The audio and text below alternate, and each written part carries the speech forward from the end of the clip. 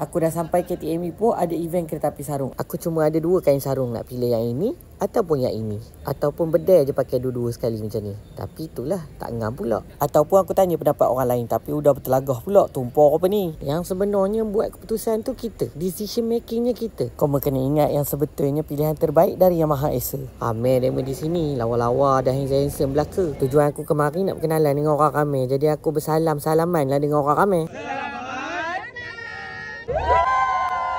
Ready semua? Ready!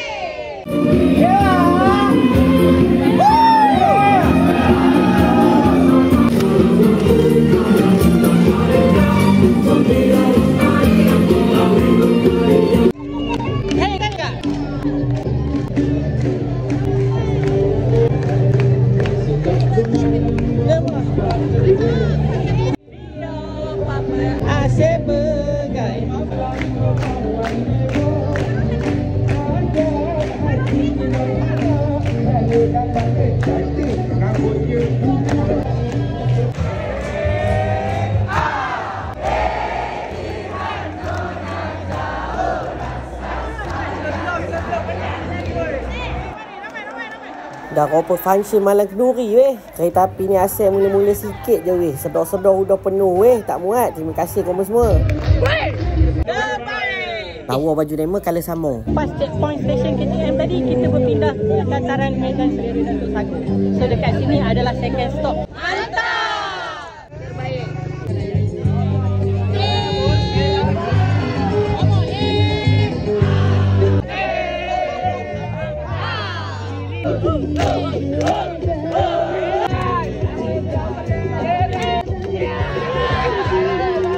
Dah habis dah aktiviti di checkpoint kedua dataran Datuk Sagu. Kita dah habis checkpoint dekat sini, jom! Let's go! Dah tengah hari kembang ni kena air sirap dulu. Hey, Han bang, Han! Bang, Han! Han, mantap bang!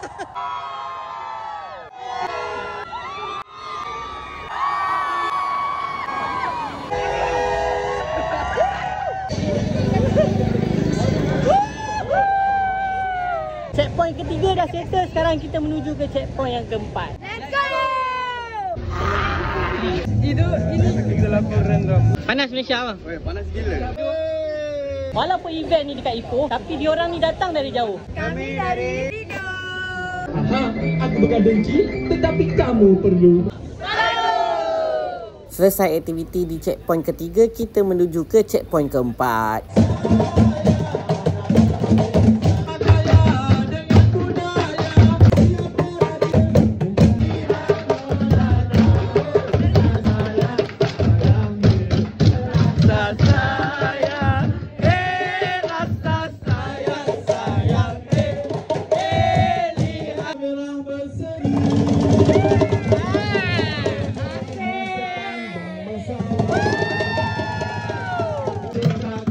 Sampai mati.